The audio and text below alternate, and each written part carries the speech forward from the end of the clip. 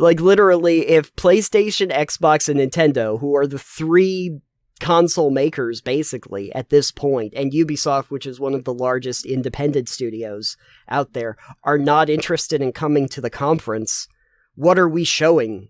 Madden?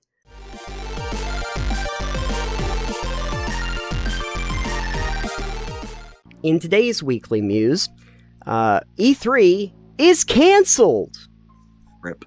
Rip. F in the chat for E3. Word came down not too long ago, actually just a couple days back, that E3 for 2023 is going to be canceled. It was scheduled to happen in June, and it's just not going to happen. It was supposed to be held June 13th to the 16th at Los Angeles Convention Center, and it would have been the first in-person E3 event since 2019. Right. So people are aware. Now, previously, there was a little pandemic that was going on that was keeping them from doing an live in-person one, and they did mostly, online conferences before. Right. However... And going into this, you had thought that's the reason that they're not having it this year. When you first shared the article with me, I sat there and said, oh, are they worried about, another scare or something? Or is there, an uptick in cases, around the center or something? Two sources, I'm actually reading from the IGN article at this point. Two sources have confirmed to IGN that the organization announced the cancellation via an email sent out to members today. The email said that while E3 remains a beloved brand and event, that the 2023 version simply did not garner the sustained interest necessary to execute it in a way that would showcase the size, strength, and impact of our industry. So basically, they can't make it as much of an event as they previously did. Right. That's not boding well for the future of E3. No, it definitely isn't. No. If you continue on the article too, it's because of Ubisoft. Well, Ubisoft is part of it because they have their forwards. That's actually part of a much larger thing, and they actually they do talk about this. The news comes as multiple big names in the industry from Xbox, Nintendo, PlayStation, and more recently Ubisoft announced that it would not be attending E3 in any capacity, with most opting to host its own digital showcase. And I think one of the things that happened over the last few years is you started to see a lot more of the Nintendo Directs and the Ubisoft Forwards and the PlayStation now conferences and stuff that they can do digitally, that they can release and edit and do all the work on before they ever release it, and they can do it cheaper than having to create a booth. Because if you've seen previous E3s, those booths took a lot of time.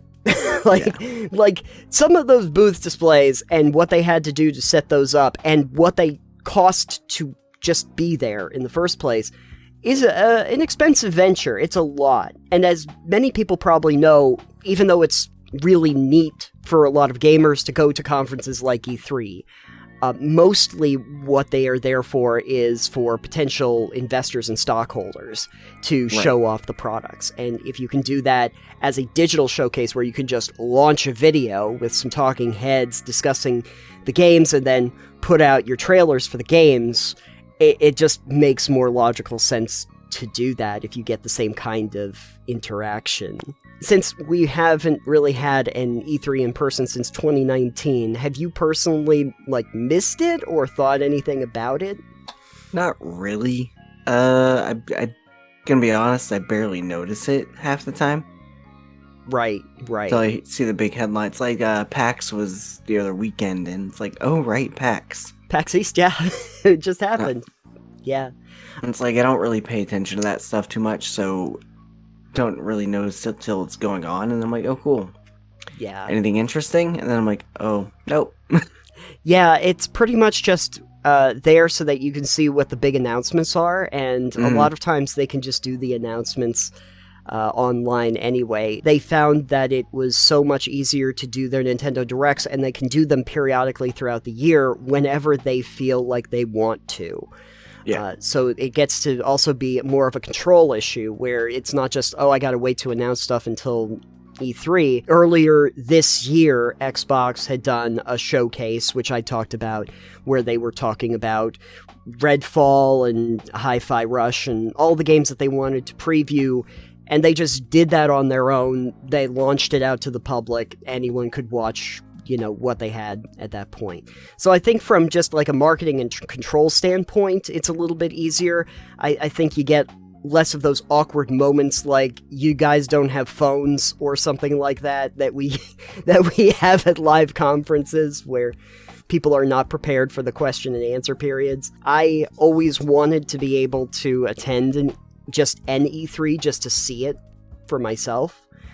I don't think I'm going to get that opportunity now because... we'll see. They say that they're possibly going to be doing it going forward, but... Like, literally, if PlayStation, Xbox, and Nintendo, who are the three console makers, basically, at this point, and Ubisoft, which is one of the largest independent studios out there, are not interested in coming to the conference, what are we showing? Madden?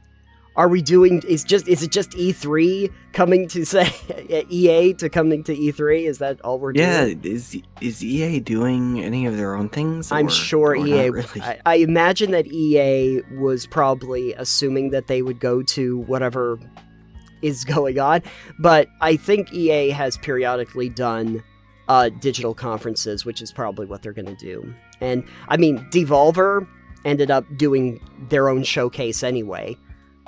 With like a slated video. So I'm assuming that they'll just release that whenever they want to.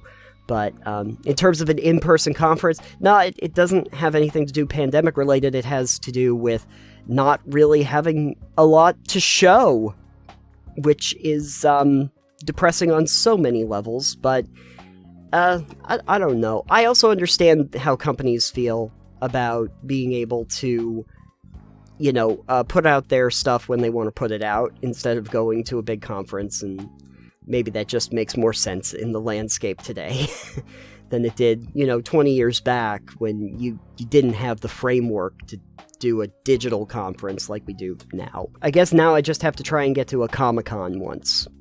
There you go, and a PAX. Get to a PAX and a Comic-Con. Those will probably be the two things that I try to get to before I die. Whenever that is. Maybe in that rock slide. But anyway, so I'm just going to pass the question along to everybody out there. Have you been to an E3? Were you hoping to attend one? And does it really even matter to you? Leave a comment down below. Let us know.